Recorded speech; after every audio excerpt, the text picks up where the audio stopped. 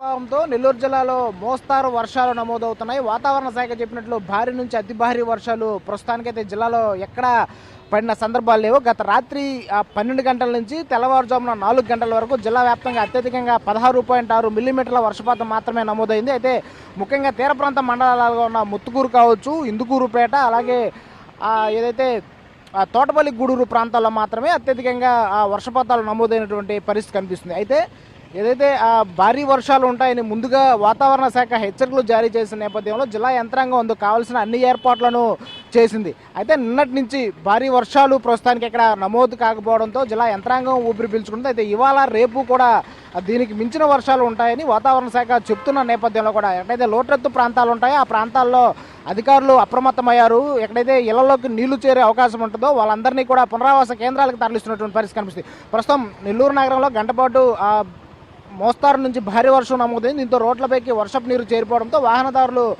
తీవ్ర ఇబ్బందులు పడుతున్నటువంటి పరిస్థితి కనిపిస్తుంది. మరోపక్క ఏదైతే తీర ప్రాంత మండలాలుగా ఉన్న బీచ్లు, అలాగే సమీప ప్రాంతాలలో కూడా ప్రజలు అప్రమత్తం అవుతున్నారు.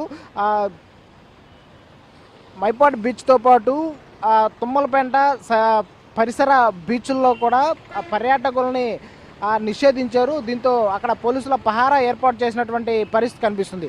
అయితే మొత్తంగా జిల్లా వ్యాప్తంగా చూసుకుంటే నిన్నటికి ఇవాళటికి మోస్తారు వర్షాలు మాత్రమే కురుస్తున్నటువంటి పరిస్థితి ఉంది. అయితే లోతట్టు ప్రాంతాలలో మాత్రం ముందస్తు జాగ్రత్తలో భాగంగా జనాలని పునరావాస కేంద్రాలకు దాదాపు 144 రిలీఫ్ క్యాంపులను జిల్లా యంత్రాంగం ఏర్పాటు చేసింది. ఆయా ప్రాంతాలలో ఉండే వారిని మాత్రమే సురక్షిత ప్రాంతాలకు తరలిస్తున్నటువంటి పరిస్థితి ఉంది. అయితే తీవ్ర ప్రభావం ఉంటుందని ముందు నుంచి వాతావరణ శాఖ హెచ్చరికలు జారీ చేస్తున్న నేపథ్యంలో జిల్లా యంత్రాంగం మొదటి నుంచి సహాయక చర్యల్లో పాల్గొంటుంది. ఎక్కడైతే లోతట్టు ప్రాంతాలు ఉంటాయో ఆయా ప్రాంతాలపైన ప్రత్యేక దృష్టి పెట్టింది. అలాగే జల దిగ్బంధంలో చిక్కునే గ్రామాలు దాదాపు 160 దాకా ఉన్నాయి. వాటిలోనే ముందస్తుగా ఏర్పాట్లు చేసింది. ఆ ప్రాంతాల్లో ఉండే ప్రజల్లో వారిని అప్రమత్తం చేయడంతో పాటు అవసరమైతే వారిని పునరావాస కేంద్రాలకి తరలించే చర్యలు కూడా తీసుకుంటున్నటువంటి పరిస్థితి నెల్లూరు జిల్లాలో కనిపిస్తుంది.